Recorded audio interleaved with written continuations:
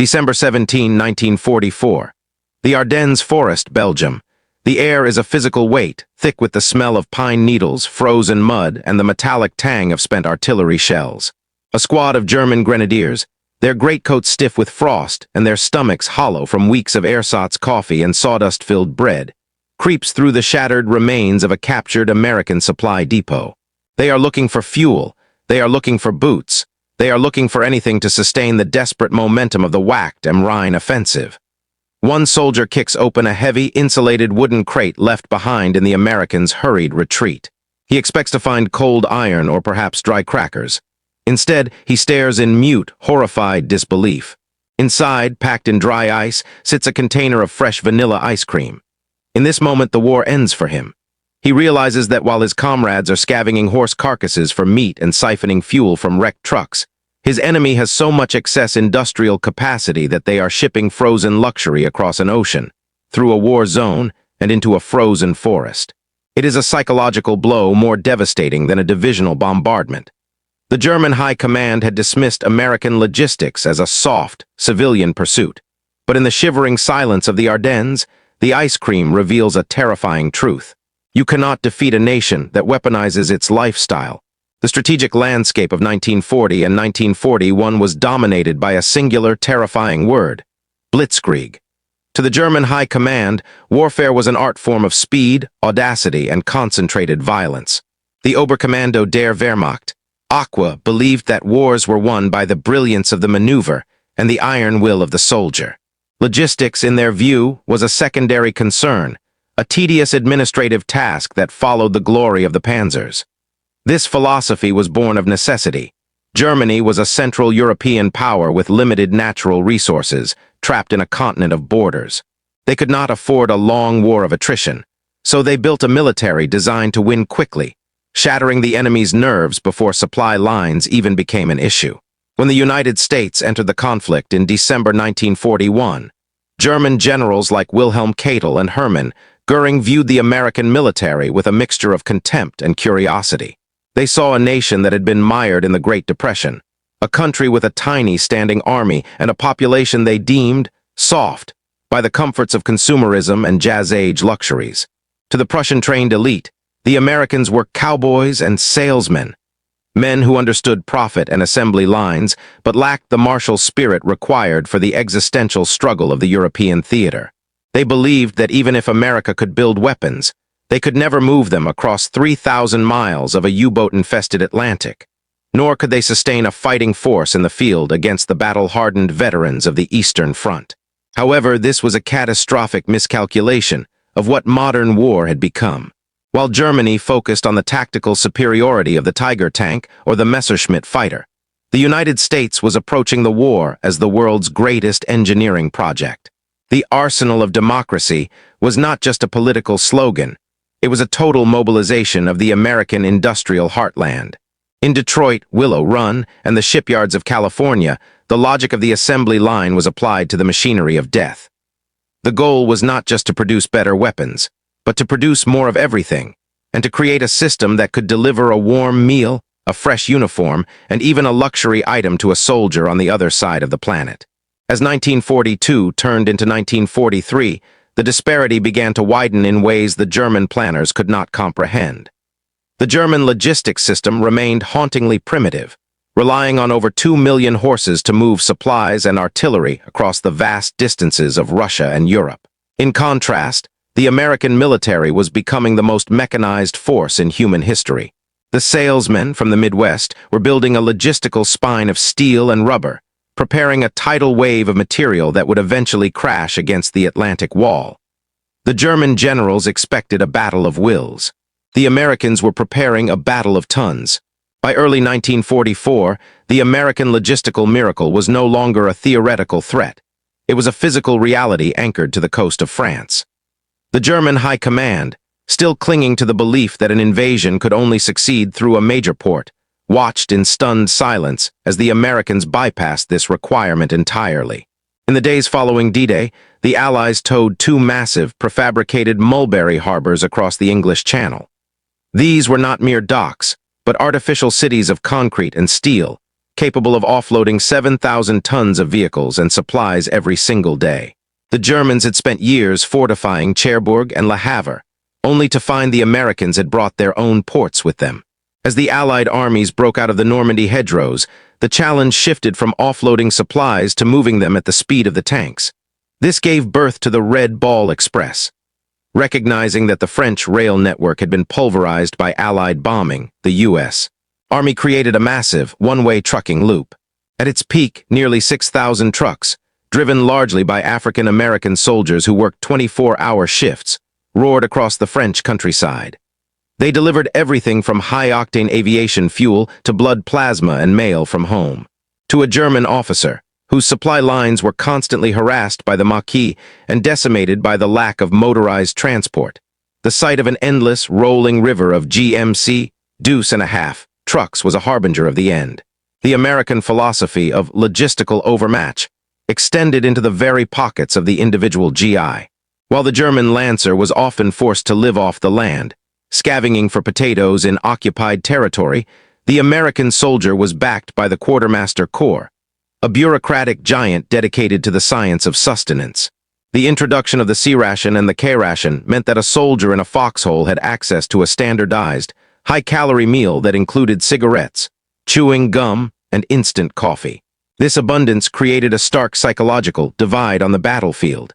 Captured German diaries from the summer of 1944 often mention the absurd wealth of the American prisoners, who possessed waterproof watches, high-quality wool socks, and lighters that worked in the wind. The German leadership dismissed this as decadence, arguing that such comforts made the Americans weak. They failed to realize that these comforts were actually the ultimate indicators of industrial stamina. A nation that could provide its soldiers with the luxury of choice in the middle of a world war was a nation that could never be outproduced or outlasted. The stage was set for a confrontation where the German will to power would meet the American power to supply, and the results would redefine the nature of modern warfare. To understand the sheer scale of the American logistical machine, one must look beyond the tanks and bullets to a specific, almost surreal piece of naval architecture: the floating ice cream parlor. In the Pacific Theater, the U.S. Navy faced a psychological crisis. Sailors and Marines were fighting in sweltering, tropical heat, thousands of miles from any semblance of civilization. Admiral Chester Nimitz and the Bureau of Ships realized that morale was a strategic resource as vital as oil. In 1945, the Navy spent $1 million to convert a concrete barge into a mobile ice cream factory. This vessel had no engines. It was towed by tugboats from island to island, capable of producing 1,500 gallons of ice cream every 10 hours. It featured massive refrigeration units and storage for 2,000 gallons of the frozen treat. To the Japanese, who were often reduced to eating grass and roots on bypassed islands, the existence of such a ship was incomprehensible. It was a technological flex that signaled the U.S. had already won the war of production. While the Axis struggled to provide basic medical supplies, the Americans were engineering complex cooling systems just to ensure their sailors had a taste of home. This was not mere indulgence. It was the ultimate proof of an unstoppable supply chain that could afford to prioritize the happiness of its personnel over the bare minimum of survival. The tactical edge of the full belly from a tactical perspective, the American focus on lifestyle logistics, created a soldier who was physically more resilient than his counterpart. The U.S. Army's Quartermaster Corps was obsessed with caloric intake and vitamin fortification. By 1944, the American GI was the best-fed soldier in the history of warfare, consuming an average of 4,000 calories a day. This wasn't just about comfort, it was about combat endurance. A soldier who is warm, dry, and well-fed can maintain focus, shoot more accurately, and recover from wounds faster than a soldier suffering from malnutrition and exposure. German tactical manuals emphasized the Führer principle and the aggression of the individual, but these qualities were eroded by the daily grind of starvation. In the final years of the war, German logistics were so shattered that frontline units often spent more time foraging for food than preparing defenses. When American units captured German positions, they didn't just find soldiers. They found men broken by the lack of basic necessities. The tactical advantage of the American ice cream and hot turkey dinners was that it allowed the soldier to outsource his survival concerns to the state, leaving his mind free to focus entirely on the destruction of the enemy. The psychological weapon, envy and the wealth gap.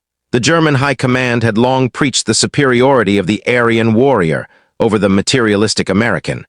But this propaganda crumbled the moment the two forces made physical contact. For the German Lancer, the American soldier was a walking department store. Captured Americans were often found carrying chocolate bars, high-quality cigarettes, and V-mail from home, luxuries that had vanished from the German home front years earlier. This created a profound sense of psychological displacement. The German soldier was fighting for a new order that could not even provide him with leather boots, while the American cowboy was fighting for a democracy that provided him with silk parachutes and Hershey bars. This disparity acted as a silent recruiter for surrender. Intelligence reports from the U.S.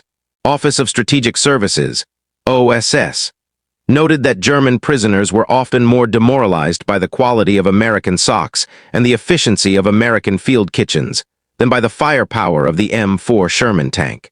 The realization was bitter.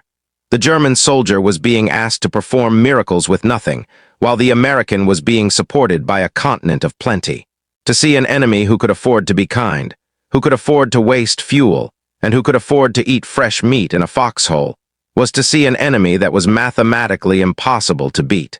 The command perspective, the failure of the German elite while the American commanders like Eisenhower and Bradley were logistics-first generals, the German elite remained operations first. General Heinz Guderian and Field Marshal Erwin Rommel were masters of the coup de main, but they were often trapped by a command structure that viewed the train, the supply tail, as a nuisance. German logistics were a chaotic patchwork of captured French trucks, horse-drawn wagons, and a railway system that was being pulverized from the air. By 1944, the German generals were forced into a reactive stance. They could no longer plan for victory. They could only plan for the next few days of fuel. Meanwhile, the Americans were planning for months in advance, coordinating the movement of millions of tons of steel with the precision of a corporate merger. The logistics of plenty allowed American commanders to be aggressive because they knew that any loss of equipment could be replaced within 48 hours. For the Germans, every lost tank was a tragedy. For the Americans, every lost tank was merely a requisition form. This fundamental difference in perspective meant that the U.S. was fighting a modern industrial war, while the Germans were still fighting a 19th-century war of maneuver. December 16, 1944, the Ardennes Offensive. The climax of this logistical war did not take place in a boardroom, but in the freezing, fog-choked forests of Belgium and Luxembourg. Hitler's final gamble, the Ardennes Offensive, was designed to split the Allied lines and capture the port of Antwerp. On paper, the German plan was a masterpiece of tactical deception. They moved 200,000 men and hundreds of Panther and Tiger tanks into position under a veil of total radio silence. But the plan had a fatal flaw that highlighted the rot in the German military machine. It relied entirely on capturing American fuel depots to keep the panzers moving. The German High Command was so resource-starved that they had built a blitzkrieg that depended on the enemy's generosity. As the German columns smashed into the thin American lines, they achieved initial, terrifying success. The Battle of the Bulge began with a roar of German steel. However, as the panzers pushed deeper into the Ardennes, the reality of the American supply machine began to grind the offensive to a halt. The German soldiers, many of whom had not seen real coffee or white bread in years, began to encounter the leavings of plenty. In captured American camps, they found discarded crates of fruit, waterproof ponchos, and most devastatingly, the remains of hot meals. While the German tanks were running dry and being abandoned on the roadsides, the Americans were performing a logistical feat that defied German comprehension. General Dwight D. Eisenhower, realizing the gravity of the breakthrough, did not panic. He looked at his maps and saw not just troop positions, but supply routes. He ordered the massive redirection of the American machine.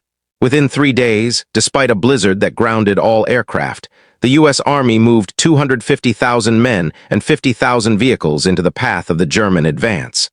This was not a triumph of martial spirit alone. It was a triumph of the internal combustion engine and the organized management of tons. The Americans were moving more men in 72 hours than the Germans had moved in the entire month of preparation for the offensive.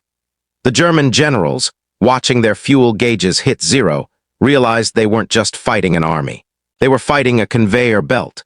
The true psychological breaking point of the Ardennes offensive occurred during the siege of Bastogne. As the German 5th Panzer Army surrounded the 101st Airborne Division, the German commanders assumed that isolation would lead to immediate starvation and surrender. They measured their enemy by their own standards, knowing that a German unit cut off for 4 days would be out of ammunition and bread. But the American logistical machine did not recognize the concept of isolated.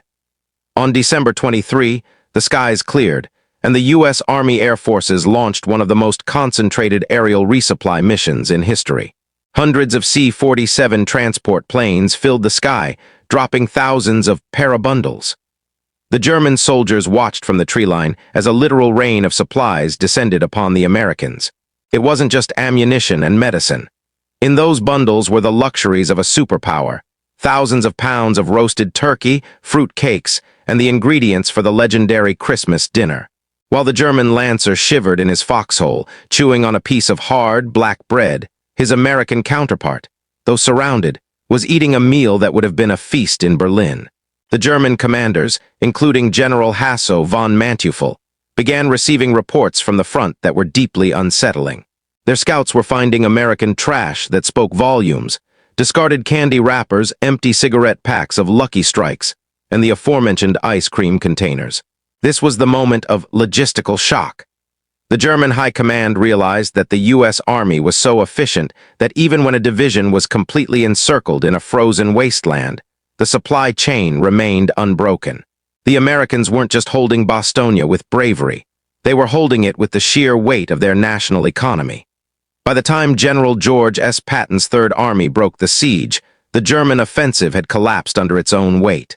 They had run out of fuel because they couldn't capture the American depots, and they couldn't capture the depots because the Americans defended them with a ferocity backed by endless resupply. The German blitzkrieg had been swallowed by the American industrial avalanche. The war of maneuver was over. The war of the warehouse had won. As the smoke cleared from the Ardennes in January 1945, the German military was not just defeated, it was hollowed out. They had lost over 600 tanks and 1,000 aircraft, assets that the Third Reich simply could not replace. In contrast, the United States viewed its losses through the lens of a production schedule. Every Sherman tank lost was replaced by 2 more within weeks. Every gallon of fuel burned was replenished by a pipeline that now stretched from the ports of France all the way to the Rhine. The German High Command finally understood that their dismissal of American logistics had been a fatal strategic error. The war was no longer about who had the better soldiers, but who had the better factory output. The psychological ripple effect among German prisoners was profound. Thousands of Germans who surrendered during the retreat were processed through American POW camps, and what they found there was a final, crushing blow to their ideology. They were not met with the starvation they had seen on the Eastern Front, but with the American standard. Prisoners were fed white bread, real meat, and chocolate. Many German soldiers reported that the food they received as prisoners was better than what they had received as frontline combatants for the last 3 years. The realization that their enemy could afford to feed their captives better than Germany could feed its heroes caused a total collapse of faith in the Nazi cause. By the spring of 1945, the logistics of plenty had turned the invasion of Germany into a motorized procession. The U.S. Army was now operating on a scale that resembled a massive, moving corporation. They built bridges in hours, laid telephone lines for thousands of miles, and maintained a fleet of hundreds of thousands of vehicles with a global spare parts network. The German generals, once so proud of their warrior spirit, found themselves surrendering to American officers who spent more time discussing tonnage and transport schedules than tactical maneuvers. The salesmen had not only survived the war, they had optimized it. The numerical data from the war's end provides a staggering postscript to the German general's initial dismissal. By May 1945, the United States had shipped over 48 million tons of supplies to the European theater of operations alone. This included 430,000 trucks, 1.3 million tons of ammunition, and 15 million tons of food. While the German rail system had been reduced to horse-drawn carts and charcoal-burning engines, the American military was consuming nearly 600 million gallons of gasoline a month. This was not just a victory of soldiers. It was a victory of the total logistics concept. The impact on the German civilian population was equally transformative. As U.S. troops moved into German towns, they brought with them the Pax Americana of consumer goods. To a population that had been living under the ersatz, substitute economy, drinking acorn coffee and wearing clothes made of wood pulp, the sight of American GIs handing out Hershey bars and Camel cigarettes was a revelation. It humanized the enemy and simultaneously demonstrated the futility of the Nazi struggle. The lifestyle shock served as a bridge to the post-war era, making the Marshall Plan and the eventual reconstruction of Germany psychologically acceptable. The German people realized that the decadent Americans had a system that actually worked. In the final reports written by captured German officers for the U.S. Army's Historical Division, a common theme emerged: the Materialschlacht, or War of Material. General Alfred Jodl, during his trial at Nuremberg, admitted that the German High Command had fundamentally failed to grasp the significance of the American production miracle. They had viewed the war as a series of battles, while the Americans had viewed it as a problem of global distribution. The soft Americans had proven that in the 20th century, the greatest martial virtue was not the courage of the individual, but the reliability of the supply line. The ice cream found in the Ardennes was not a sign of weakness. It was the final, frozen punctuation mark on the end of the Third Reich. The history of the Second World War is often told through the lens of individual bravery, the genius of commanders, and the thunder of guns. We remember the names of the generals and the maps of the breakthroughs, but beneath the surface of the grand maneuvers lay a more profound struggle, a struggle of systems. The German High Command, trapped in an older way of thinking, believed that war was a test of national soul.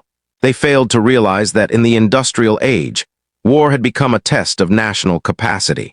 The fresh ice cream found in the frozen foxholes of the Ardennes remains one of the most poignant symbols of this transition. It was the ultimate flex of a superpower. It demonstrated that the United States did not just have the will to fight. It had the surplus to care for the human spirit of its soldiers.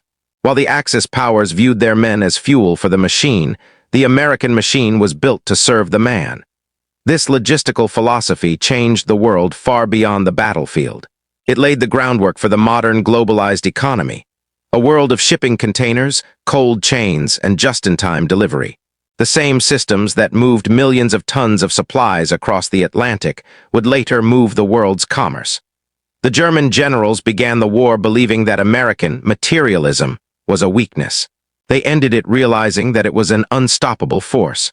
In the end, the war wasn't won by a single secret weapon or a single heroic charge. It was won by the nation that could turn the assembly line into a front line and the luxury of home into a standard of victory.